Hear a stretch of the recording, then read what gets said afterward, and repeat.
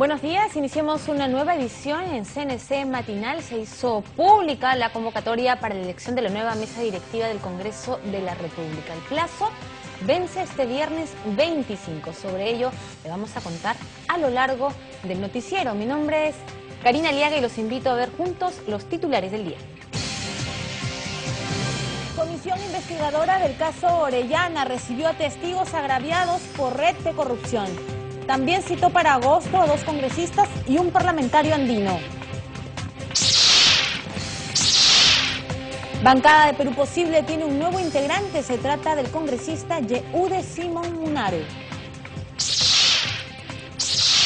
Comisión de Justicia y Derechos Humanos fue reconocida con la certificación ISO 9001 por lograr altos estándares de calidad. Inauguran moderno auditorio que lleva el nombre del extinto parlamentario Alberto Andrade Carmona. Presentan nueva imagen comunicacional del Congreso de la República. Fue en ceremonia especial para dar a conocer la labor que realiza el Legislativo. Vamos con el desarrollo de las informaciones y les contamos que la comisión investigadora del empresario Rodolfo Orellana recibió testigos afectados por esa red de corrupción. Ellos señalaron que serían al menos 80 los que trabajaban directamente con el empresario. Entre ellos figurarían magistrados, policías y políticos. Tenemos la nota. Según el testigo agraviado Jorge Pasos Holder, de quien la organización Orellana ha pretendido usurpar sus terrenos en el distrito de Lurín, también formarían parte de esa organización el congresista Heriberto Benítez y el coronel en retiro Benedicto Jiménez. Pasos Holder refirió que según sus investigaciones, esta organización criminal tendría 3 líneas de acción: la división de captación de políticos y altas autoridades, la de asuntos ilegales con visos de legalidad y la división de amedrentamiento, chantaje, extorsión y ablandamiento. Tenemos nosotros esta hoja de acá que ustedes tienen, como lo decían antes, donde están inscritas algunos nombres, o muchos nombres, tenemos alrededor de 80, de personas que están netamente vinculadas y, de acuerdo a nuestro punto de vista, totalmente documentadas. La organización de Rodolfo Orellana tiene 3 grandes ejes, diría yo. Tiene lo que ya hemos llamado la división de captación de políticos y altas autoridades. Tiene la división de asuntos ilegales con visos de legalidad. Durante su intervención, Pasos Holder aludió al actual alcalde de Lurín, Jorge Martí Corena Cuba, por no brindarle el apoyo requerido para hacer valer su derecho de propiedad. Por su parte, Sami Gurnis, abogado encargado de la unidad de investigación del mencionado testigo, aludió al parlamentario andino Hildebrando Tapia Samaniego. Presenté documentación ante la alcaldía para decirle, señor, bueno, acá pasa algo, infórmeme, le di copia de los documentos que yo consideraba falsos y, extrañamente, no me recibió jamás ya el señor alcalde y me derivó a su secretario general, que coincidentalmente en ese tiempo era el actual congresista Pedro Espadaro Phillips. Y la cosa empezó a transformarse en la policía, en la municipalidad y hasta el mismo notario, que me había dado la mano al principio, se desatendió y ya no me volvió a recibir. Hildebrando Tapia Samaniego, ocurre una cosa puntual. Él adquiere una propiedad, ¿no?, ubicada en el distrito de Magdalena del Mar, venida de un proceso concursal, que ya sabemos que es una de las maneras con la cual actuaba esta organización, ¿no? Entonces, él adquiere, y no solamente él, hay otra propiedad en Villa El Salvador, donde también aparece el nombre de Wilmer Tapia Samaniego, y que hay una propiedad en el distrito de Surco, que también le pertenecía a los señores Carlos Moaburtua Ismodes, en Batallón de San Juan, donde aparece la que sería pareja sentimental del parlamentario andino Hildebrando Tapia Samaniego, que es la señora Isabel Cristina Guamán. Luego de escuchar al agraviado, el congresista Héctor Becerril invocó al fiscal de la Nación, Carlos Ramos Heredia, y al presidente del Poder Judicial, Enrique Mendoza, a tomar las medidas pertinentes debido a que serían varios los fiscales y jueces involucrados con la mafia orellana. Hay indicios suficientes y creo yo, cuando ve ese tipo de indicios tan graves de una organización criminal tan grande en el país, ellos tienen la obligación moral de poner coto a esto y a esos fiscales y jueces, y una vez separarlos mientras dure esta investigación, porque tenerlos ahí va a significar que traten pues de evitar, de entorpecer las investigaciones, presidente. Eso sí creo que tiene que quedar claro. Gracias. Posteriormente, el grupo investigador recibió al presidente del Consejo de Administración de la Federación Nacional de Cooperativas de Ahorro y Crédito del Perú, FENACRED, Héctor Farro Ortiz, quien se refirió a las diversas acciones emprendidas en contra de la cooperativa de ahorro y crédito COPEX, vinculada a la organización orellana, luego de descubrir que habría extendido cartas fianza por un monto mayor a 50 millones de soles a diversas instituciones del Estado, a pesar de no contar con el respaldo económico necesario y en contra de la legislación vigente. Y encontramos varias observaciones, entre las principales y más importantes es que emitía cartas de fianzas en contravención a la Ley de Contrataciones del Estado. Denunciamos este hecho a la Contraloría General de la República por cartas fianzas emitidas por COPEX en infracción a la Ley General de Cooperativas y a la Ley del Estado. Y lo decíamos porque, ¿por qué a la Contraloría? Porque todas las instituciones que aceptaban esas fianzas eran del Estado. Informó Vilma Mondragón, Central de Noticias del Congreso. 7:47 de la mañana, la bancada de Perú Posible ya cuenta con un nuevo integrante. Se trata del legislador Yehude Simón. Según dijo el parlamentario, se unió a esta bancada en busca de una agenda en común en beneficio del país. Escuchemos parte de la conferencia que ofreció para hacer el anuncio. El congresista Yehude Simón se integra a la bancada de Perú Posible. El anuncio lo hizo el vocero de esta agrupación política, José León, quien indicó que la decisión se tomó pensando en fortalecer una agenda en común para el desarrollo del Perú. El congresista Yehude Simón se incorpora a la bancada de la Alianza de Perú Posible. Decisión que hemos tomado por coincidencias programáticas. Decisión que se ha tomado analizando la necesidad de fortalecernos en el trabajo y en la atención de una agenda común y prioritaria que necesita el país. Simón Munaro dijo que tomó esta decisión por mantener coincidencias en las propuestas de la bancada de la Chacana y los esfuerzos que se viene dando para la transformación del país. Yo reitero a la bancada de Perú Posible y al presidente Toledo el agradecimiento por la invitación y haremos los esfuerzos, los inmensos esfuerzos de hacer que la política se vuelva realmente política, que la política no sean escándalos. Y lo reitero, que estemos pensando en la gran transformación del país, en la modernización del país, que significa transformarlo porque hace 30 o 40 años que seguimos hablando de modernizar el país. Ambos congresistas negaron que esto sea un acto de transfugismo. Cuando nosotros calificamos de tránsfuga a un congresista, tenemos muy claro que tránsfuga es aquel que se cambia la ideología y la camiseta política una vez que llega al Congreso de la República. Y este no es el caso. Un tránsfuga es un miembro de una organización política, de un partido político, que ha salido elegido por ese partido político, que milita en ese partido político y que simplemente traiciona a su partido político, que no es el caso de nosotros. La bancada de Perú Posible cuenta ahora con 11 integrantes, con parlamentarios de Somos Perú y el Partido Humanista. Informó Mónica Paredes, Central de Noticias del Congreso. La Comisión de Justicia y Derechos Humanos del Congreso fue reconocida con la certificación ISO 9001-2008. Este reconocimiento se hizo en virtud a que este grupo de trabajo aprobó leyes de altos estándares de calidad durante los últimos años. A continuación el informe. En una ceremonia especial, la cooperación SGS entregó la certificación ISO 9001-2008 a la Comisión de Justicia y Derechos Humanos por lograr altos estándares de calidad. Este esfuerzo institucional fue iniciado por la gestión de la legisladora Marisol Pérez Tello en el periodo legislativo pasado. La manager de certificaciones del Perú, Ruth Pamela Castillo Rubianes, destacó la labor de dicho grupo de trabajo, pues son muy pocos los congresos en el mundo que buscan tener una certificación de gestión de calidad.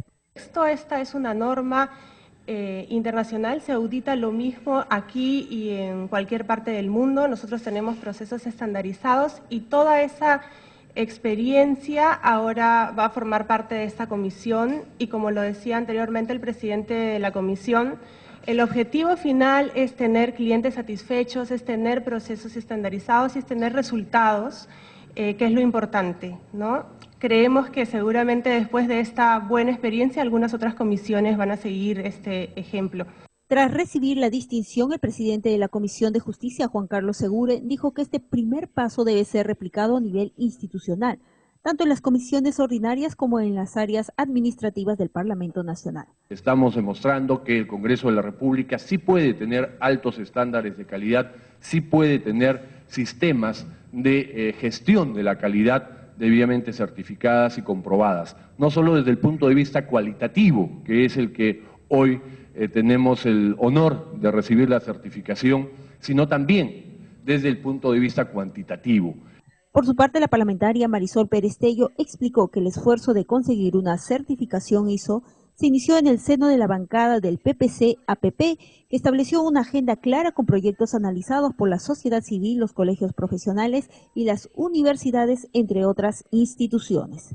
Consideramos, tanto Juan Carlos Segure como quien habla, como Alberto Bengolea, en su primera etapa, que se trataba de entregarle a la ciudadanía proyectos que fueran analizados debidamente, proyectos en los cuales la sociedad civil y las universidades, los colegios profesionales pudieran intervenir. Y eso solo es posible si hay una agenda clara.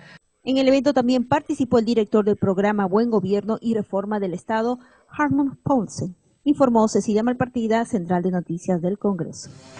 7:52 de la mañana, el Congreso de la República cuenta ahora con un moderno auditorio con capacidad para 200 personas. Se trata de un amplio ambiente que ha sido construido en el edificio Juan Santos Atahualpa. Lleva el nombre del exalcalde y excongresista Alberto Andrade Carmona.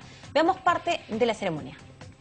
Durante la ceremonia de inauguración se resaltó la figura del exalcalde de Lima y congresista Alberto Andrade Carmona, quien logró el reordenamiento de las calles de Lima en su constante trabajo por la seguridad ciudadana.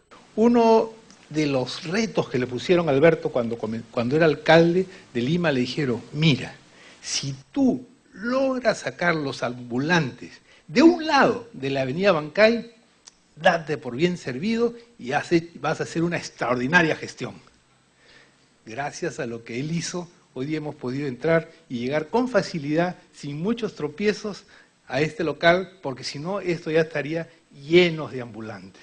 Ambos temas también fueron destacados por el congresista de Perú Posible, José León, y por la vocera alterna de Gana Perú, Julia Tevez.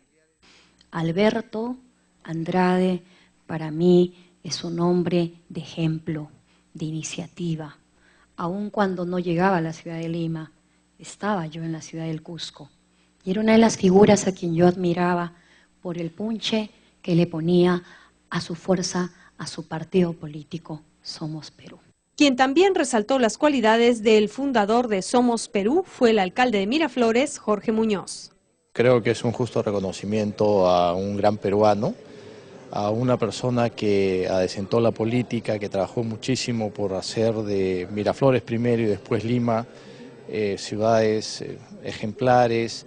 Como congresista también fue un hombre destacado, un líder del partido, una persona a la que extrañamos sin duda, pero que nos dejó muchas enseñanzas. Y una de las cosas buenas es poder honrar la memoria de las personas buenas, y qué mejor que en el último lugar donde él estuvo desempeñando labores para el país, en el Congreso de la República, ¿no? El moderno auditorio tiene una capacidad para 200 personas y reemplaza al anterior del mismo nombre que funcionó en el antiguo hospicio del Jirón Ancash, actualmente ocupado por oficinas administrativas. Es el auditorio más moderno que hoy tiene el Congreso de la República. Creo que bien merecido está cuando trata de eternizar la memoria de una personalidad de la política, una personalidad de la amistad, un referente del país en este auditorio que hoy lleva su nombre. Luego de la ceremonia de inauguración se procedió al develamiento de la placa que perenniza el nombre del extinto legislador Alberto Andrade Carmona, informó Central de Noticias del Congreso. Y al término de la ceremonia, el presidente de la Comisión Especial de Seguridad Ciudadana del Congreso, el congresista Fernando Andrade Carmona, informó sobre su visita a Taiwán, en donde constató la efectividad del sistema de videovigilancia. Sobre el tema también se pronunció el alcalde de Miraflores, Jorge Muñoz. Escuchamos. Hace 2 semanas he estado en la ciudad de Taiwán, donde hemos visto precisamente el tema de seguridad ciudadana y donde tienen 13.690 cámaras de videovigilancia, y eso te dice la importancia que le da la ciudad para la seguridad. Y eso te dice también que con ese número de cámaras, pues delincuencia prácticamente no tienen o ha desaparecido. Y eso te dice pues que es una de las ciudades más seguras del mundo y obviamente con tolerancia cero. Toda autoridad tiene que generar seguridad en términos generales para poder hacer que las inversiones lleguen. Seguridad jurídica, seguridad social, seguridad ciudadana, en fin, todo tipo de seguridad. Y lo bueno es que Alberto nos enseñó que había que trabajar muchísimo por la generación de seguridad, que es súper vigente en esta época, ¿no? Otros temas. El ministro de Energía y Minas, Eliodoro Mayorga, no benefició a la empresa noruega Interior. Así lo afirmó ante la Comisión de Fiscalización el expresidente del Tribunal de la UEFA y el asesor legal del estudio Lop y Quijandría Abogados y Consultores. Tenemos un resumen de su intervención. Tras negar vínculo alguno con el estudio de abogados Lau Quijandría y menos una relación amical con el ministro Eliodoro Mayorga, el secretario general del Ministerio de Energía y Minas, Mario Guapaya Nava, negó haber redactado resolución que supuestamente favoreció a empresa noruega para la explotación de lotes petroleros en Talara. Yo no redacté la resolución, ni el 10%, ni el 5%, ni el 1% de la resolución. Yo no redacté la resolución. De esos abogados no conocí ninguno. Lo único que conocía de ellos era su firma en la apelación, ¿no? Hay que recordar que fue el ex gerente de Interol, Jaime Moore, quien denunció supuestas presiones del ministro de Energía y Minas para renovar el contrato entre la mencionada empresa con el Estado, lo cual ha generado diversas posiciones entre los parlamentarios. Presumir o pensar que usted no tenía conocimiento alguno sobre estos temas, porque usted es parte de la alta dirección. Es bien difícil que las cosas pasen al ministro sin entrar por la Secretaría General. Eso es bien difícil, doctor Guapaya. El ser secretario general, y usted lo ha ratificado, es un cargo de confianza. Ciertamente. Y ser cargo de confianza implica que está en la potestad discrecional del ministro a designar a él sí y a él no, ¿correcto? Ciertamente. Correcto. Y el señor Eliodoro Mayorga tuvo la facultad discrecional de designar al señor Mario Guapaya Nava como secretario general, ¿correcto? Correcto. Correcto. Y usted ha dicho antes que no conocía al señor Eliodoro Mayorga. De ninguna parte. Correcto. Finalmente, el presidente de dicho grupo legislativo invocó a sus colegas parlamentarios a asistir, toda vez que por falta de quórum la presente sesión fue informativa. Pero vamos a hacer el mejor esfuerzo y en esto yo agradezco la presencia de ustedes, señores congresistas, para en una próxima semana continuar con el trabajo delicado que tiene esta responsabilidad como tarea y poder cerrar la diversidad de temáticas en las cuales estamos comprometidos. Informó Susana Espinosa, Central de Noticias del Congreso. En otro momento, la Comisión de Fiscalización continuó con las investigaciones sobre las denuncias de irregularidades en el gobierno regional de Tumbes. En esta ocasión recibió el testimonio de 2 periodistas de la zona. Escuchemos.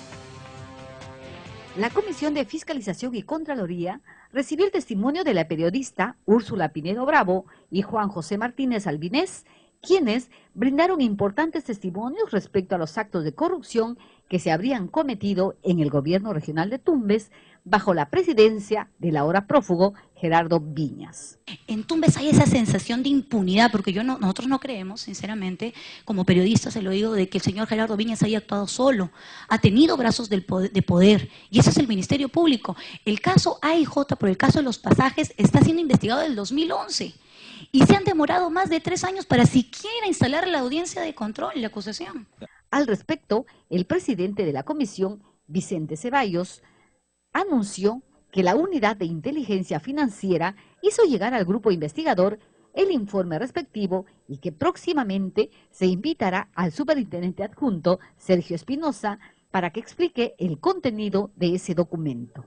Posteriormente, y antes de dar por concluidas las sesiones correspondientes al periodo legislativo 2013-2014, la comisión acordó, a solicitud del congresista Mauricio Mulder, postergar para la próxima legislatura el debate de la investigación preliminar seguida contra la Caja Metropolitana de Lima. Informó Vilma Mondragón, Central de Noticias del Congreso.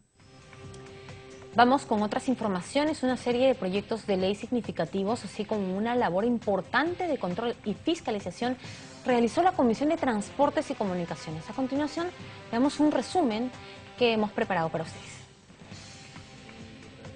7 leyes promulgadas por el Poder Ejecutivo fue el resultado del intenso trabajo desarrollado por la Comisión de Transporte y Comunicaciones, que presidió el parlamentario nacionalista Leonidas Guayama, quien resaltó, entre todas, la aprobación de la Ley 30.193, que modifica el Decreto Legislativo 1103, estableciendo medidas de control y fiscalización en la distribución, transporte y comercialización de insumos químicos que puedan ser utilizados en la minería ilegal. El parlamentario especificó que esa norma establece medidas de control en la distribución y transporte de petróleo crudo, gas licuado de petróleo, combustibles líquidos y otros productos derivados de los hidrocarburos, así como aquellas sustancias controladas e insumos químicos y que resulten peligrosas, usados en el narcotráfico y en la actividad minera en general a nivel nacional.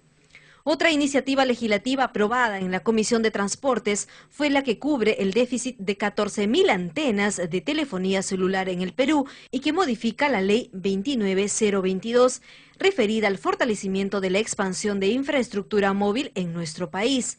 Guayama indicó que esta iniciativa, que está lista para la votación en el Pleno del Congreso, es de gran importancia, especialmente para las áreas rurales, pues es una base fundamental para la integración de los peruanos y el desarrollo socioeconómico del país. Además, la Comisión de Transporte y Comunicaciones en el periodo legislativo 2013-2014 dictaminó 22 de los 78 proyectos que le fueron presentados y de ellos 7 han sido promulgadas por el Poder Ejecutivo, según el balance de la labor desarrollada en el reciente año parlamentario.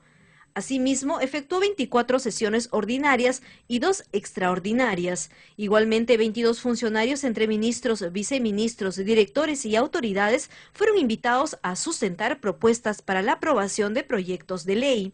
Igualmente, se realizó audiencias públicas y foros en el interior del país, así como una visita de inspección y fiscalización. Informó Mónica Paredes, Central de Noticias del Congreso. Bien, y así como estos grandes logros, pues han quedado pendientes varios proyectos de ley en votación que seguramente pasarán ya pronto al Pleno. Bien, a esta hora de la mañana vamos a revisar nuevamente los titulares del día. Comisión investigadora del caso Orellana recibió a testigos agraviados por red de corrupción. También citó para agosto a 2 congresistas y un parlamentario andino. Bancada de Perú Posible tiene un nuevo integrante, se trata del congresista Yehude Simón Munaru. Comisión de Justicia y Derechos Humanos fue reconocida con la certificación ISO 9001 por lograr altos estándares de calidad. Inauguran moderno auditorio que lleva el nombre del extinto parlamentario Alberto Andrade Carmona.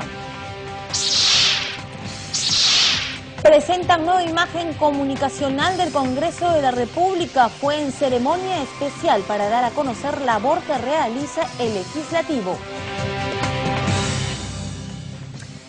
Bien, y con la colocación de ofrendas florales ante el monumento del Libertador Simón Bolívar, el Congreso de la República recordó el 204 aniversario de la independencia de Colombia. La ceremonia contó con la asistencia de la embajadora de ese país, María Elvira Pombo Holguín. La actividad se realizó con motivo de celebrarse el 20 de julio, el 204 aniversario de la independencia de Colombia. La ceremonia protocolar fue encabezada por el presidente de la Liga Parlamentaria de Amistad Colombo-Peruana, José León, quien colocó ofrendas florales ante el monumento del Libertador Simón Bolívar.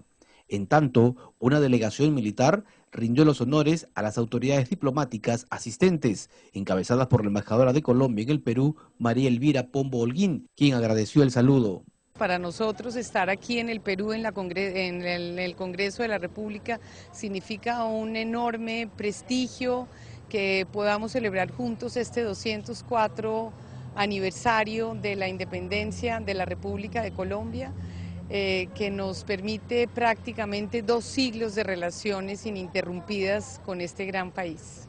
Participaron en la ceremonia el presidente del Parlamento andino Javier Reategui Rosselló, así como representantes de organismos nacionales y extranjeros. También llegó una delegación de escolares del Colegio República de Colombia del distrito de Breña, informó Central de Noticias del Congreso.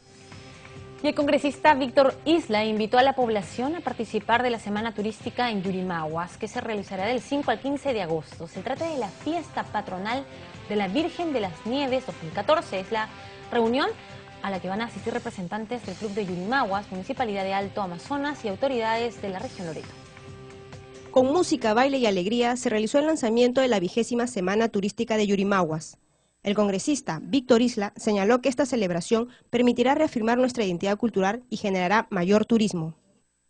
Esa reafirmación de identidad, ahora más que nunca en la celebración de un aniversario más, en una patrona de Yurimaguas de Alto Amazonas, es donde que precisamente cala profundamente en cada uno de nosotros y sirve como muestra, primero de cariño y de gratitud a nuestra tierra, y lo que nos permite en el sitio que esté hacer nuestro mejor esfuerzo para poder lograr el avance y el bienestar de esta parte del Perú que es nuestra tierra.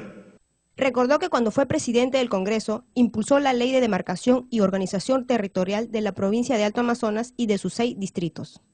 Y tuve una satisfacción personal que le voy a llevar toda la vida. Cuando tuve el honor de dirigir el Parlamento, sacamos la ley donde decimos la demarcación territorial de la provincia y elevamos la categoría de Yurimaguas, que estaba como centro poblado mayor, a ciudad. El alcalde de Alto Amazonas, Miguel Pérez López, manifestó que el Perú es pluricultural y que la cultura amazónica se extiende por todo el mundo.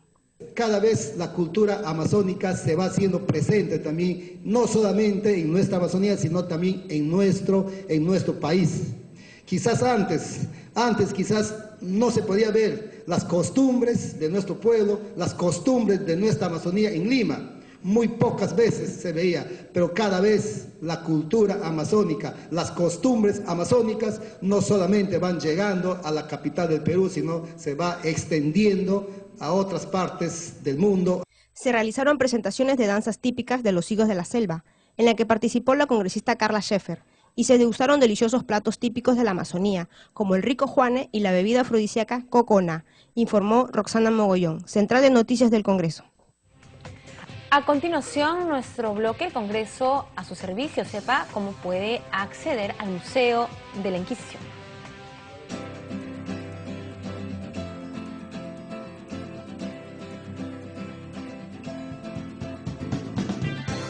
Nos encontramos en el Museo del Congreso y de la Inquisición, uno de los más visitados del Perú, que forma parte del patrimonio cultural del país y de la humanidad. En este recinto histórico, personal especializado guiará tu recorrido durante 1 hora y te contará pasajes y detalles de nuestra historia. Aquí funcionó el Senado Nacional hasta antes de la construcción del Palacio Legislativo en 1939.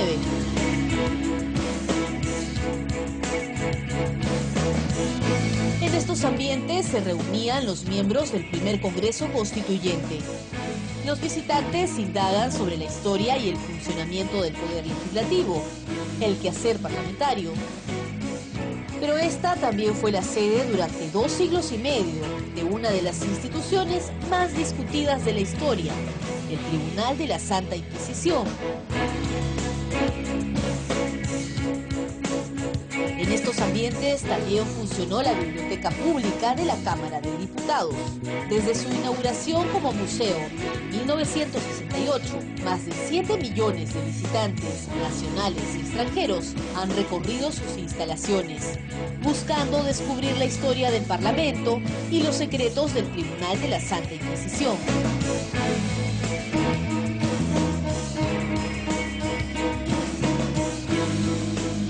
La atención al público es todos los días, de 9 de la mañana a 5 de la tarde. En Girón Junín 548. Si quieres reservar una visita guiada grupal, comunícate al teléfono 311-7777, anexo 5160, o escribe un correo a museo@congreso.gov.pe. Para mayor información, visite el portal web del museo o ingresa a la página del Congreso. www.congreso.gov.pe. No hay excusa para dejar de venir al Museo del Congreso y de la Inquisición. Para muchos, uno de los más admirados en toda Latinoamérica.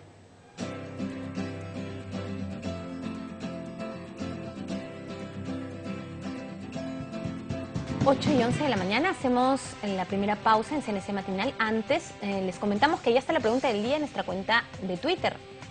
La Comisión de Justicia y Derechos Humanos del Congreso obtuvo el ISO 9001 para mejorar la productividad y eficiencia legislativa. ¿Qué opina? Sus comentarios al hashtag respuesta CNC.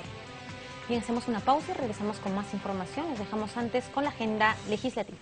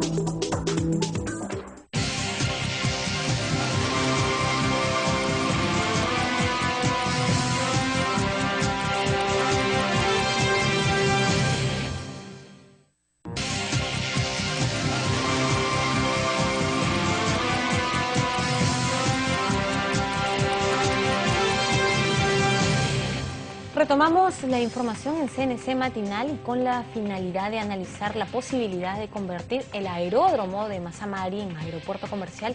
El congresista Johnny Cárdenas se reunió con representantes del Ministerio de Transportes y de la Policía Nacional. Veamos. En la reunión, el congresista Johnny Cárdenas Cerrón manifestó su preocupación por la falta de infraestructura vial que tiene la región Junín, problema que se agudiza, dijo, por los fenómenos naturales que caen en la zona. Dijo que esta situación obliga a buscar otras opciones de transporte. Se están buscando vías alternas. En este caso, el túnel trasandino, no sé en qué etapa de su ejecución estará. También existen otras alternativas como los aeropuertos. El aeropuerto Francisco Carlet de Jauja, que ya la semana pasada nos presentaron el plan maestro después de 2 años, incluso un poquito más. Bueno, me imagino que ojalá se pueda cumplir. Otra alternativa para la comunicación de la selva es el aeropuerto, en este caso, o aeródromo de Mazamari. Javier Hurtado Gutiérrez, director general de Aeronáutica Civil del Ministerio de Transportes, sostuvo que para convertir el aeródromo de Mazamari en aeropuerto comercial se requiere una fuerte inversión, debido a que sus instalaciones son precarias. En la actualidad es utilizado para tareas de interdicción. Venimos haciendo un trabajo de desarrollo en aeropuertos en la región Junín, dado la problemática de transporte de la región. Tengo una presentación que me gustaría hacerla para poder visualizar los esfuerzos que venimos haciendo referente al aeródromo de Mazamari. El general José Céspedes Aguirre, director de gestión institucional de la Policía Nacional del Perú, comentó que se tendría que hacer una nueva evaluación y estudiar si procede su conversión en aeropuerto comercial.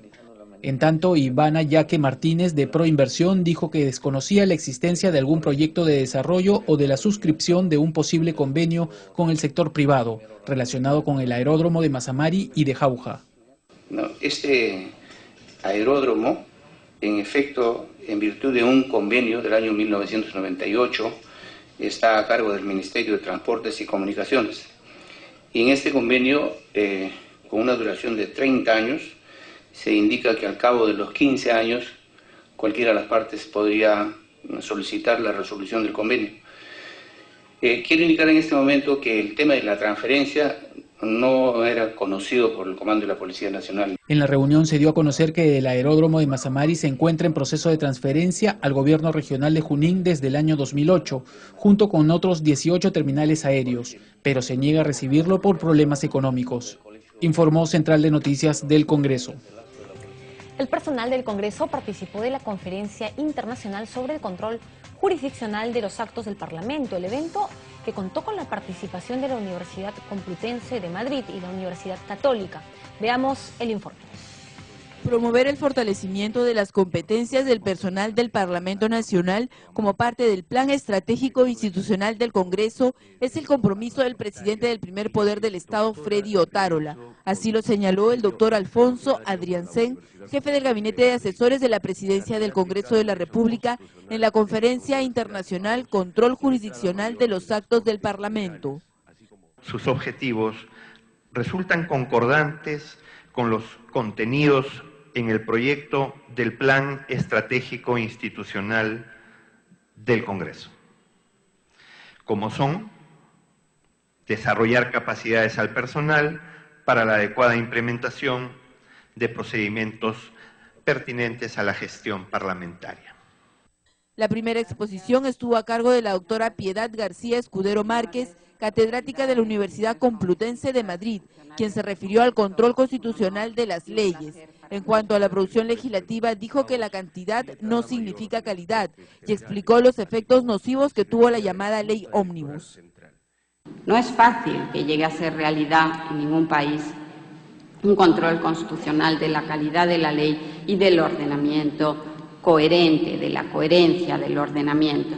Yo creo que debemos, no obstante, intentar contribuir a la creación de un estado de opinión en este sentido y aportar algunas ideas para que el principio de seguridad jurídica no sea una falacia en un ordenamiento oscuro, caracterizado por la dispersión normativa y plagado de leyes ómnibus y de normas intrusas. Muchas gracias.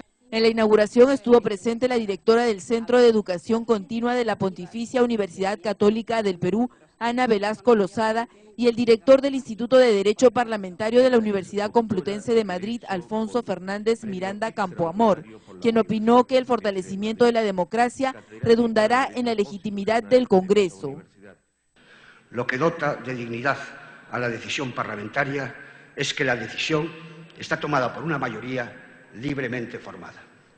Esto da pleno sentido al control jurisdiccional de los actos del Parlamento. También de las cámaras representativas puede temerse el abuso de poder, también de las mayorías parlamentarias. También participó el doctor Eduardo Hernando Nieto, catedrático de la Universidad Católica del Perú, quien explicó el tema relacionado con el control jurisdiccional de los actos del Parlamento. Informó Rocío Martínez, Central de Noticias del Congreso de la República. En otras informaciones, la elaboración de una agenda parlamentaria conjunta con miras a enfrentar el cambio climático acordaron los participantes en la primera reunión interamericana de presidentes de los poderes legislativos que se realizó en Lima. Tenemos los detalles. 8 fueron los puntos acordados por la segunda mesa de trabajo que analizó el tema, el Parlamento como actor clave en el diálogo colaborativo para el desarrollo económico sostenible, el cambio climático y la inclusión social. El documento fue suscrito por representantes de los congresos de Latinoamérica y el Caribe que participaron en la primera reunión interamericana de presidentes de poderes legislativos. De estos acuerdos destacan la promoción en los parlamentos para permitir el intercambio de experiencias a nivel interno e interamericano, orientado a los temas de desarrollo sostenible, cambio climático y la agenda de desarrollo post-2015. Entonces, el primer acuerdo es promover en los parlamentos un mayor análisis y diálogo que permite el intercambio de experiencias a nivel interno e interamericano, orientado al fortalecimiento de la capacidad parlamentaria en temas relativos al cumplimiento de los objetivos del desarrollo sostenible. También se acordó que los parlamentos participen activamente en procesos de evaluación para reducir riesgos de desastres y los efectos del cambio climático en las políticas públicas. Que los parlamentos se involucren en los procesos de revisión del sistema de coordinación fiscal, social y de educación, teniendo en cuenta las 3 dimensiones principales del desarrollo sostenible: el crecimiento económico, la protección del medio ambiente y la justicia social. Asimismo, se resaltó la importancia del monitoreo de estos acuerdos, para lo cual se conformó grupos encargados de verificar el cumplimiento de estos compromisos. La mesa redonda estuvo presidida por el legislador peruano Rolando Reategui Flores e integrada por el titular del Parlamento andino, el peruano Javier Reategui Roseló, la vicepresidenta de la Asamblea Legislativa de Costa Rica, Marcela Guerrero Campos, y el expresidente del Parlamento andino, Pedro de la Cruz, de nacionalidad ecuatoriana. entre otros destacados líderes políticos de Chile, Paraguay y Argentina. Informó Yaceli Mirabal, Central de Noticias del Congreso. El jefe de gabinete de la Organización de los Estados Americanos, Hugo de Sela, dijo que el Perú sentó un precedente como país promotor y organizador del primer encuentro interamericano de presidentes de los poderes legislativos. Fue al hacer un balance del evento. Este es un momento histórico, estamos haciendo algo que se hace por primera vez y además por el resultado exitoso que ha tenido, se ha tomado la decisión de continuarlo y que eso haya ocurrido en el Perú es un hecho de importancia trascendente. La necesidad de proteger y fortalecer la democracia es una preocupación continental que se garantizará con la realización de los foros de presidentes de los poderes legislativos como el realizado en nuestro país. Así lo afirmó el representante del Perú ante la OEA, Juan Jiménez Mayor. Escuchemos. Se ha constituido el Foro Interamericano de Parlamentos de América. Esto ha sido un viejo anhelo de la Organización de Estados Americanos.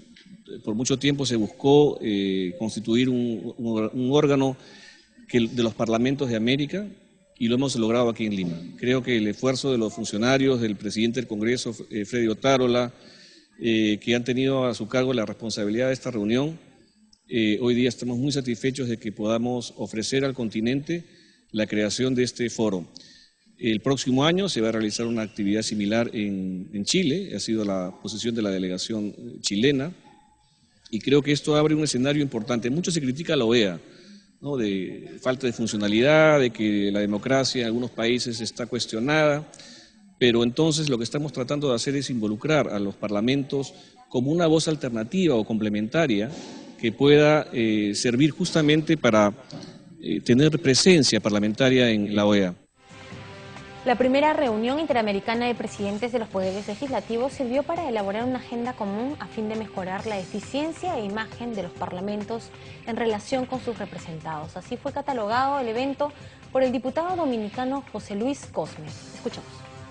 Aquí los problemas latentes de cada uno de esos países de América Latina han sido expuestos por cada uno de los participantes en este primer encuentro interamericano de presidentes de poderes legislativos. Nosotros como República Dominicana valoramos de una forma muy positiva los resultados que se han obtenido aquí en esta ocasión. Esperamos que ya en el próximo encuentro que fue fijado para Santiago en Chile, bueno, pues ya tengamos mucho más logros y avances con lo que hemos acordado en el día de hoy, por lo que estamos optimistas de cara hacia el futuro para tener una legislación en todos estos parlamentos de América Latina mucho más transparente, mucho más cercano a los ciudadanos para tratar de impulsar en términos de mejoría la imagen que tienen cada uno de los congresos de nuestros pueblos.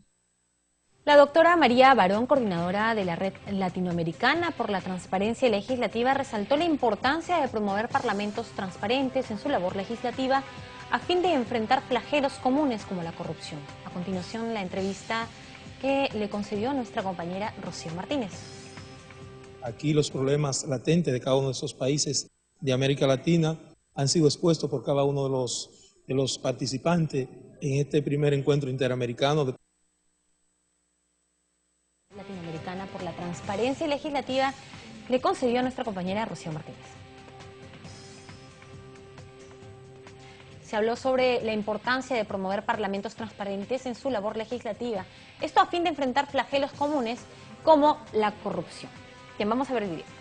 Nos acompaña la doctora María Barón, quien es directora ejecutiva de la Fundación Directorio Legislativo y coordinadora de la Red Latinoamericana por la Transparencia Legislativa. Y esto a propósito del primer encuentro interamericano de presidentes de los poderes legislativos que se ha desarrollado en el Congreso peruano. Doctora, bienvenida al canal del Congreso de la República.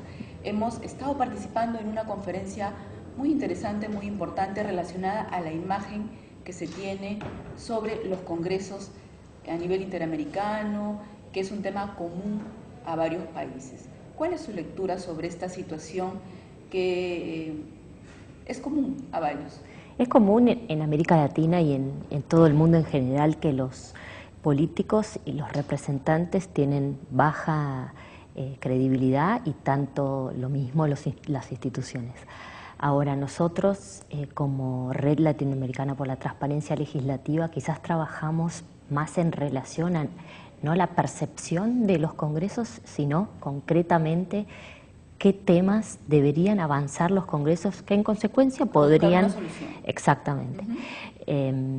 Entonces, lo que pasa generalmente en todos los congresos en América Latina y en el mundo en general es que la gente cree que los legisladores no trabajan, que no trabajan los temas de manera profunda, que no solucionan los problemas del país, es como esa es la generalidad.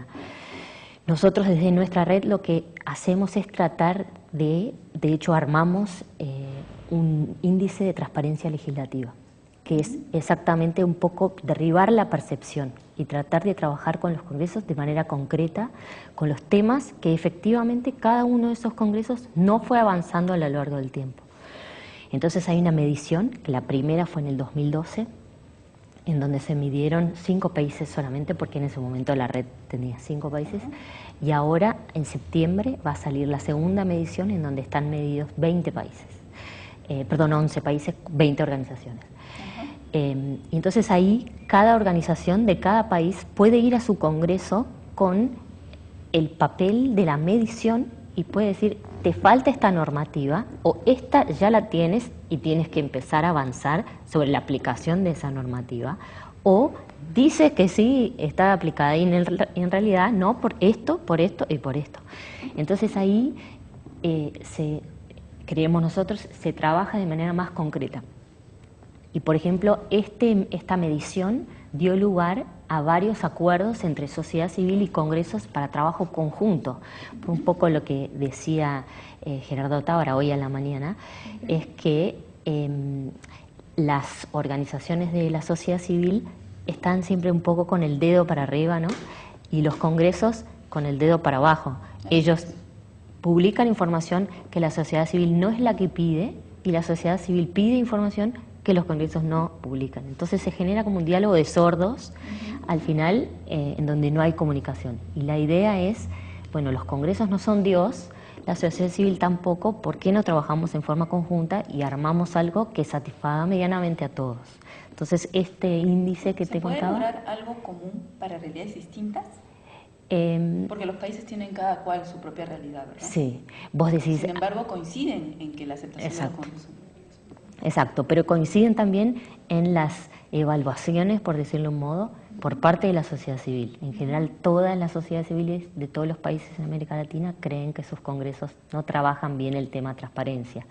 Y la transparencia es todo lo que significa la parte administrativa, los gastos, quiénes son sus representantes, cuánta plata tienen de ingresos, etcétera, y también la parte legislativa, que es cómo se genera una normativa dentro del Congreso, si es de manera abierta, de manera cerrada, si se consulta a la sociedad civil o no, cómo se establece esa agenda, si esa agenda es construida de manera colaborativa o es una agenda que decidió el presidente de cualquier Congreso o el presidente de alguna comisión.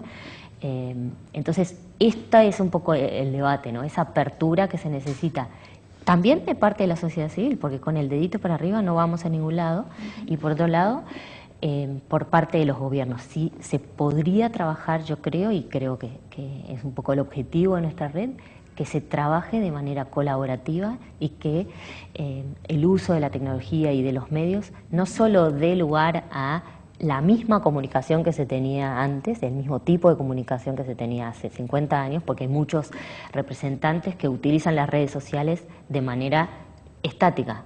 Que buen día para todos, pero no hay como un intercambio real de agendas, de temáticas, de necesidades. Y entonces hay que trabajar un poco en eso. Yo creo que la transparencia tiene mucho que ver con relación con la ciudadanía, más que por la transparencia en sí. Cuando el que escucha... penetra el concepto, entonces se puede empezar a trabajar. En todo caso, ¿la transparencia también podría partir de un parlamento abierto? Sí, podría ser, no importa el huevo o la gallina, sino que se vaya en esa dirección. Hay que tener mucha valentía, por decirlo de un modo, por parte de un parlamento, de cambiar el paradigma de trabajo en el que se viene haciendo de una manera con unos partidos políticos determinados, en general en toda América Latina medianamente cerrados, y cambiar ese paradigma y abrirse a la ciudadanía. Hay mucho miedo, mucha desconfianza y en general los que lo están haciendo de manera, Chile, por decirlo, de manera en despacio, ¿no? Un paso después de otro. Y hay parlamentos que se están resistiendo demasiado, por ejemplo Argentina, en donde hay esto que te decía antes, ¿no? Ese diálogo de sordos, te publico esta información. No es eso lo que se quiere trabajar en conjunto para ver cómo hacer, para fortalecer el Congreso y no debilitarlo, ¿no? Justamente aquí en el Congreso peruano también se busca esos mecanismos de transparencia, de acercarse a la ciudadanía a través de la semana de representación y también de recibir las opiniones ciudadanas a través de los foros legislativos y foros virtuales donde la ciudadanía puede opinar sobre proyectos de ley. Esta es una manera y es un esfuerzo que hace el Congreso justamente para lograr esa interconexión que debería tener con la ciudadanía y así contribuir un poco con mejorar la imagen del Parlamento. Sí, totalmente. Y la verdad que siempre es un primer paso, porque en general cuando uno empieza a trabajar estas ideas más creativas que antes, uno nunca sabe en qué van a derivar, ¿no? Yo me acuerdo una vez en Argentina, hace como 5 o 6 años, se abrió un foro en donde la gente se metía a hablar con los legisladores y terminaban con una tensión muy alta en ese foro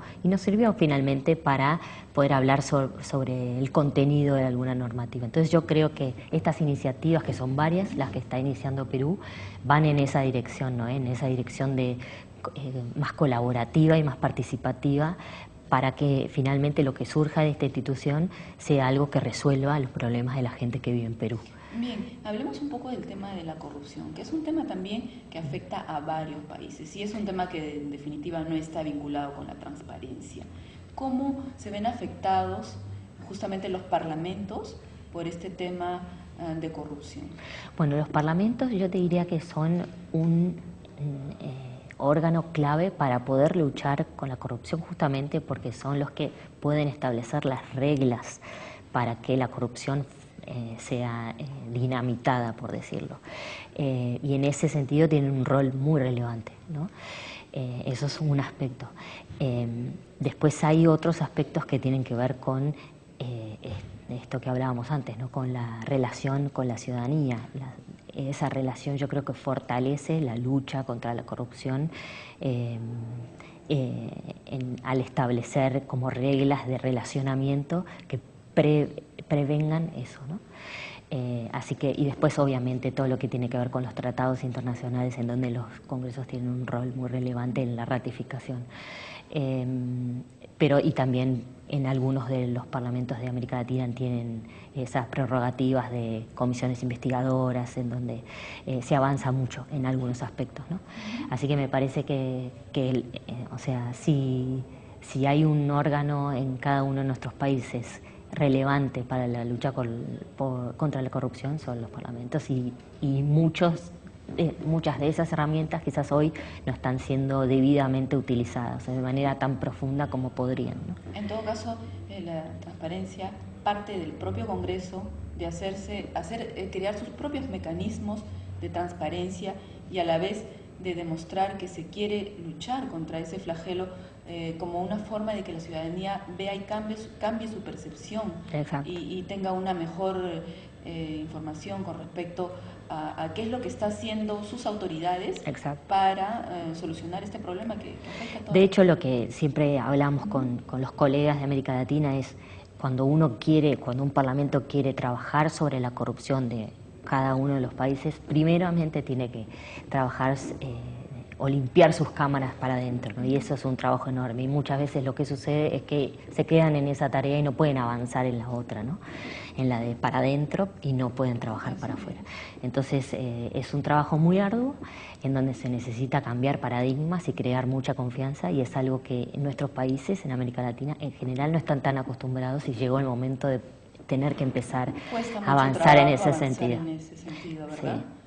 Así que desde sociedad civil me parece que hay que criticar menos y colaborar más, y por parte de los parlamentos yo creo que hay que trabajar más y consultar más y colaborar más, ¿no?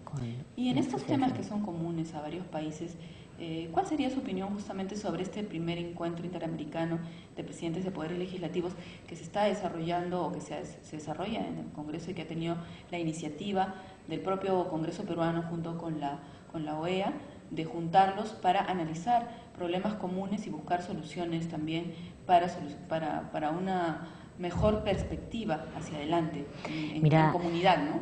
Para nosotros, como red, y es una opinión en realidad personal, pero viviendo a América Latina en su gran extensión, no hay instancias de reuniones de presidentes de parlamentos, y sí lo hay en otros continentes. Hay reuniones de parlamentarios, de mujeres, de diferentes tipos de miembros de parlamentos, y eso hace que el debate sea interesante, pero los presidentes de los parlamentos son los que tienen la autoridad sobre esos parlamentos. Entonces, lo que decidan ellos de manera conjunta y de manera colaborativa, en el marco de la OEA nada menos, es algo que puede convertirse en realidad muy fácilmente. Entonces, yo creo que nosotros le ponemos mucha mirada a este nuevo proceso que inició hoy. Y la verdad que Perú ha liderado, con esta reunión, lideró ese espacio y esa necesidad que estaba surgiendo en la región, y bueno, hoy tenemos a ver qué surge de este nuevo encuentro y qué documento. Para buscar soluciones. Exacto. Aparte, en general, lo que tenemos, por suerte, en nuestra región, América Latina, a diferencia de otras, es que tenemos problemas comunes, hablamos el mismo común, el mismo idioma, tenemos culturas muy similares, y eso hace que las soluciones que propongamos puedan tener mucho más éxito que en otros lugares. En todo caso, es el momento propicio ya de mirar de frente a esa problemática y luchar juntos. Exactamente. Modificarla. Exacto. Muy bien. Bueno. Muchas gracias. Le agradecemos su participación aquí en el canal del Congreso de la República. Hemos tenido entonces a la doctora María Barón, directora ejecutiva de la Fundación, Directorio Legislativo y coordinadora de la Red Latinoamericana por la Transparencia Legislativa. 8:44 de la mañana, el presidente de la Comisión de Relaciones Exteriores del Senado de Chile, Juan Pablo Letelier, dijo que tras el fallo de la Corte de La Haya, debemos pasar la página y apuntar hacia una integración económica y comercial. Veamos la nota elaborada por un equipo de CNC. Llegó el momento de que ambos países miren hacia adelante, que miremos hacia adelante en los tremendos desafíos que tenemos. Creo que sí se ha dado vuelta la página de una historia que ha sido de desencuentros, de descoordinaciones, de distanciamiento, y que hoy la tenemos que transformar a nuestro favor de complementación, de trabajo conjunto, porque la verdad es que nuestros pueblos están mucho más integrados que a veces las instituciones públicas. Si uno ve la realidad entre Arica y Tacna, lo que es la realidad de nuestros pueblos, que están absolutamente integrados. Y es evidente que nos va a ir mejor como países si nos complementamos, si miramos en conjunto el Asia, si miramos en conjunto la defensa de los recursos marítimos, si miramos en conjunto la complementación energética, si cada país puede aprender del otro y felicitarse y estar agradecido que al otro le vaya bien. Bien, y el Congreso de la República está a su servicio. Sepa cómo puede acceder a las visitas del Museo de la Inquisición.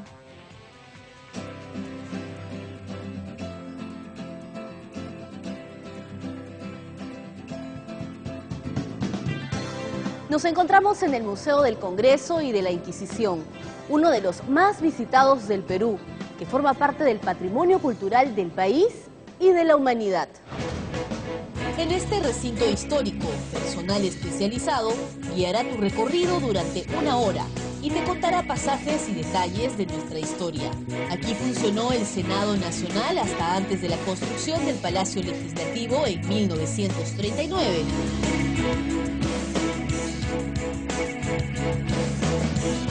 En estos ambientes se reunían los miembros del primer Congreso Constituyente. Los visitantes indagan sobre la historia y el funcionamiento del Poder Legislativo, el quehacer parlamentario. Pero esta también fue la sede durante 2 siglos y medio de una de las instituciones más discutidas de la historia, el Tribunal de la Santa Inquisición. En En estos ambientes también funcionó la Biblioteca Pública de la Cámara de Diputados. Desde su inauguración como museo en 1968, más de 7 millones de visitantes nacionales y extranjeros han recorrido sus instalaciones, buscando descubrir la historia del Parlamento y los secretos del Tribunal de la Santa Inquisición.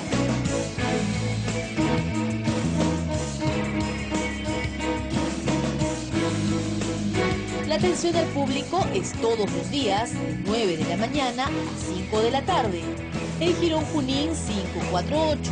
Si quieres reservar una visita guiada grupal, comunícate al teléfono 311-7777, anexo 5160, o escribe un correo a museo@congreso.gov.pe. Para mayor información, visita el portal web del museo o ingresa a la página del Congreso www.congreso.gov.pe.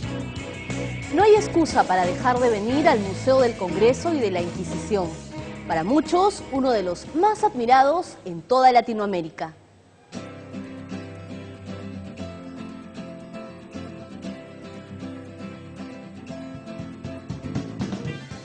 Bien, les recordamos que tenemos la pregunta del día en nuestra cuenta de Twitter.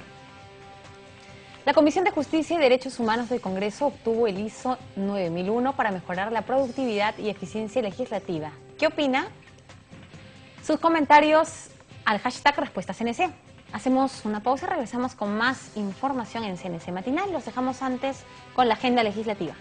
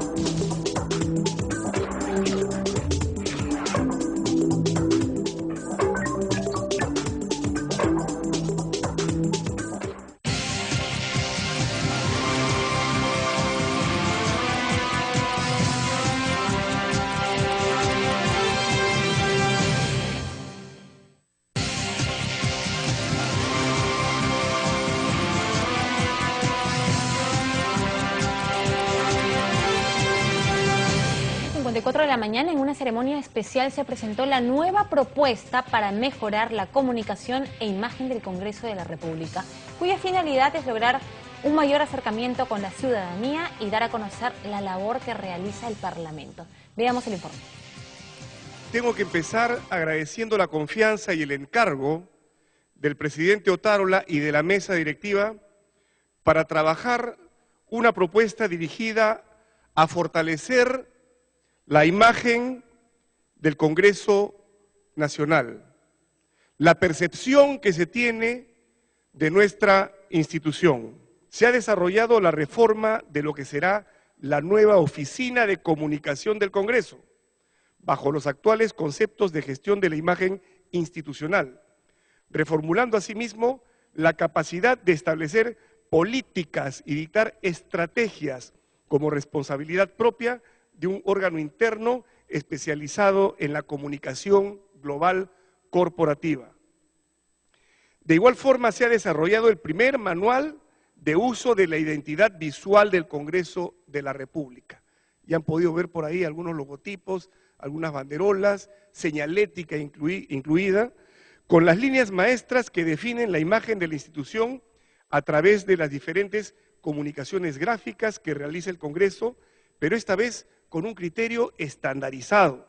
Para el caso, se realizaron los estudios cualitativos necesarios, logrando definir por primera vez un logotipo para el primer poder del Estado. Los dejo con el video del Manual de Identidad del Congreso de la República del Perú. Muchísimas gracias, amigas y amigos.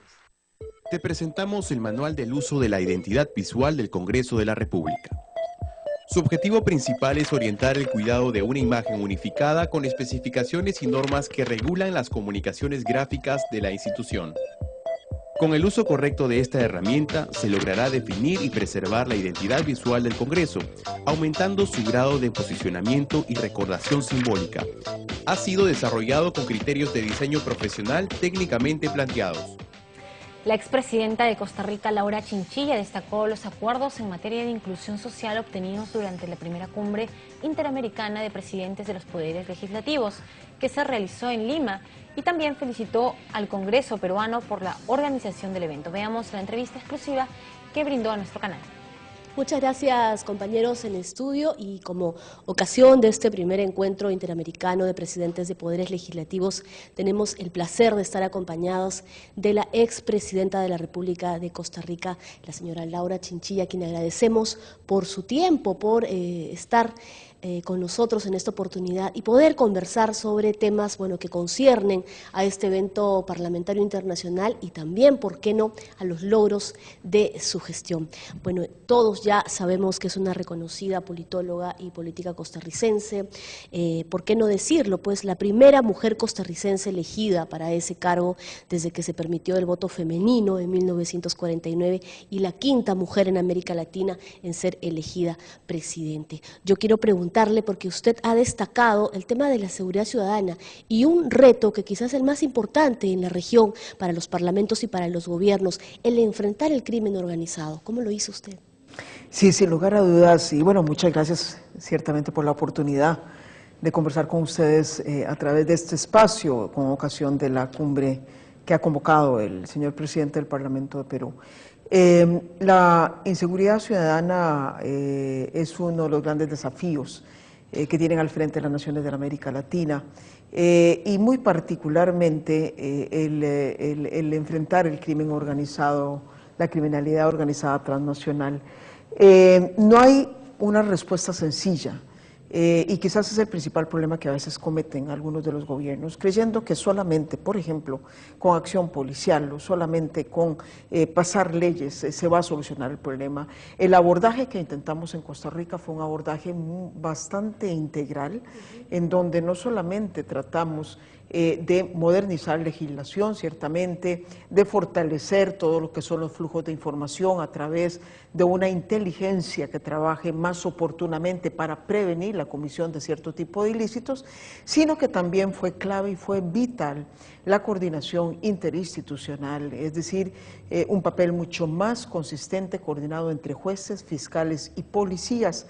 Finalmente, está toda la parte propiamente de prevención, en donde tenemos que seguir invirtiendo en el fortalecimiento institucional, la transparencia de las instituciones, la transparencia del sector financiero, que es a donde lavan sus riquezas, y mucha conciencia ciudadana para que pueda fluir toda la denuncia y toda la información que resulta vital para poder enfrentar ese grave problema. Y fíjese, presidenta, precisamente la inclusión social es una de las políticas de este gobierno, del presidente Ollanta Humala. Sabemos, que se destacó mucho el tema del sector educación, sabemos que se amplió la cobertura de programas sociales en Costa Rica, programas tan importantes como, por ejemplo, el programa Empléate para jóvenes, el programa Manos a la Obra para mujeres y, como usted ya lo ha señalado, esta red nacional de cuidado para niños de primera infancia, ¿no?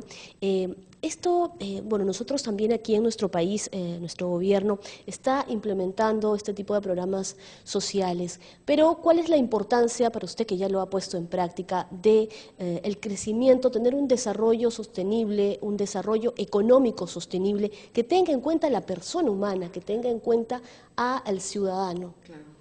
Bueno, yo tengo que reconocer que Perú se ha venido convirtiendo en una de esas naciones emblemáticas, quizás junto con Panamá, que han logrado sostener por ya varios años consecutivos tasas de crecimiento muy altas, de las más altas de toda la región. En nuestro país, a pesar de que es una economía muy abierta, muy integrada con el mundo, muy similar al esquema peruano, hemos tenido también una tasa sostenida de crecimiento que se había visto afectada durante los años de la crisis económica global. Logramos volver a posicionar un importante crecimiento, no tan alto como el de Perú, Sin embargo, el reto que tenemos, igual Perú, igual Costa Rica, la mayor parte de los países de la región, es cómo, en primer término, no quedarnos en el conformismo de ser países de renta media, como seguir dando esos saltos hacia un desarrollo más integral y con mayor prosperidad. Y quizás el reto más importante es cómo enfrentar el problema de la equidad. Es decir, estamos creciendo, pero los mecanismos que existen, especialmente ligados a estructuras tributarias muy anquilosadas, hacen que el producto de ese crecimiento no se distribuya como aspiraríamos. Me correspondió dar una lucha muy intensa por mejorar esa estructura tributaria. No logramos ganar esa batalla, pero me parece que es una de las grandes tareas pendientes de nuestra región. Podemos distribuir a través de programas sociales, fue lo que hicimos nosotros, es mucho lo que está haciendo el presidente Ollanta Humala aquí en Perú, pero no basta. También tenemos que ser capaces de que quien recibe más pueda aportar más a las tareas del desarrollo. Bien, Presidenta, muchas gracias entonces por su tiempo y bueno, que tenga una feliz estadía en nuestro país. Muchas gracias otra vez. Muchas gracias. Bien, compañeros, era entonces la expresidenta de la República de Costa Rica, la señora Laura Chinchilla, que comentaba con nosotros estos temas tan interesantes en este encuentro, primer encuentro interamericano de presidentes de los poderes legislativos. Estudios. Bien, la comisión investigadora del empresario Rodolfo Orellana recibió a testigos afectados por esa red de corrupción. Ellos señalaron que serían al menos 80 los que trabajaban directamente con el empresario. Entre ellos figurarían magistrados, policías y políticos. Tenemos el informe. Según el testigo agraviado Jorge Pasos Holder, de quien la organización Orellana ha pretendido usurpar sus terrenos en el distrito de Lurín, también formarían parte de esa organización el congresista Ediberto Benítez y el coronel en retiro Benedicto Jiménez. Pasos Holder refirió que según sus investigaciones, esta organización criminal tendría 3 líneas de acción: la división de captación de políticos y altas autoridades, la de asuntos ilegales con visos de legalidad y la división de amedrentamiento, chantaje, extorsión y ablandamiento. Tenemos nosotros esta hoja de acá que ustedes tienen, como lo decían antes, donde están inscritas algunos nombres, o muchos nombres, tenemos alrededor de 80, de personas que están netamente vinculadas y, de acuerdo a nuestro punto de vista, totalmente documentadas. La organización de Rodolfo Orellana tiene 3 grandes ejes, diría yo. Tiene lo que ya hemos llamado la división de captación de políticos y altas autoridades. Tiene la división de asuntos ilegales con visos de legalidad.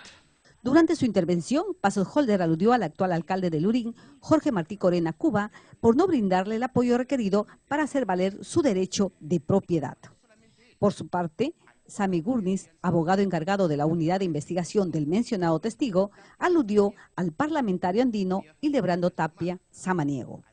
Presenté documentación ante la alcaldía para decirle, señor, bueno, acá pasa algo, infórmeme, le di copia de los documentos que yo consideraba falsos y, extrañamente, no me recibió jamás ya el señor alcalde y me derivó a su secretario general, que coincidentalmente en ese tiempo era el actual congresista Pedro Espadaro Phillips. Y la cosa empezó a transformarse en la policía, en la municipalidad y hasta el mismo notario, que me había dado la mano al principio, se desatendió y ya no me volvió a recibir. Hildebrando Tapia Samaniego, ocurre una cosa puntual.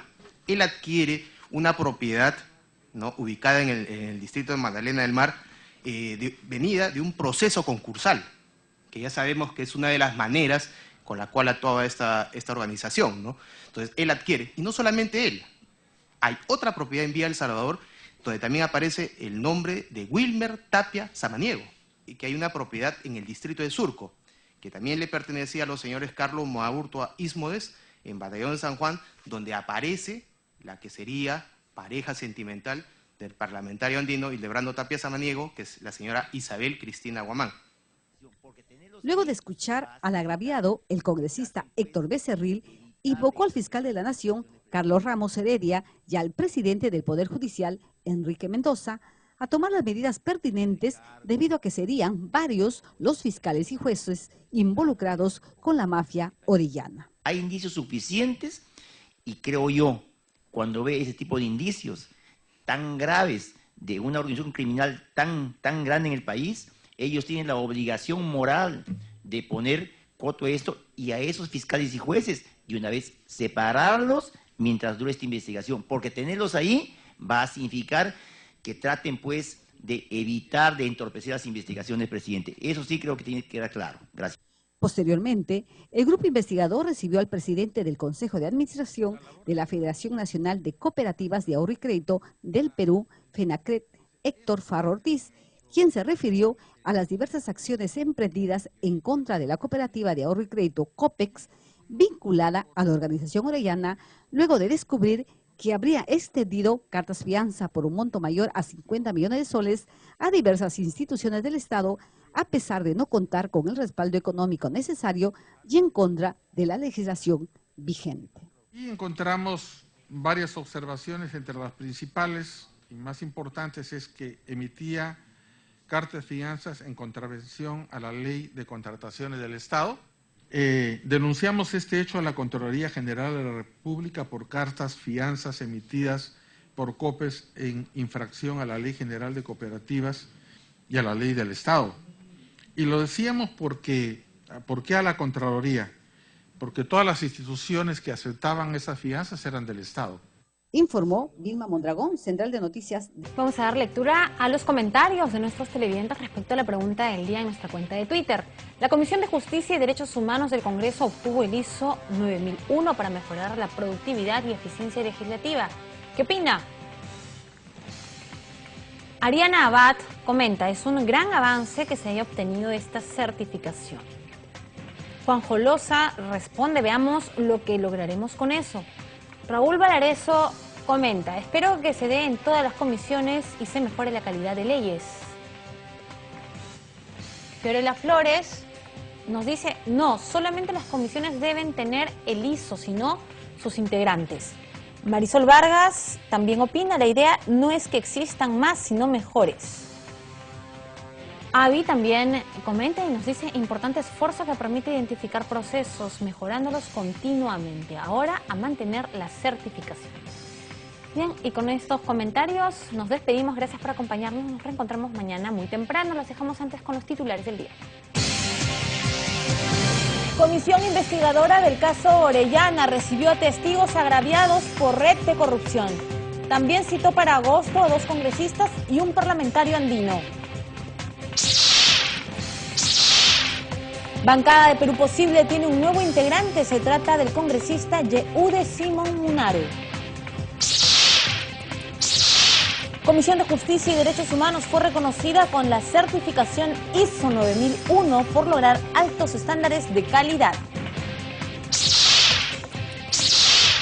Inauguran moderno auditorio que lleva el nombre del extinto parlamentario Alberto Andrade Carmona. Presentan nueva imagen comunicacional del Congreso de la República. Fue en ceremonia especial para dar a conocer la labor que realiza el Legislativo.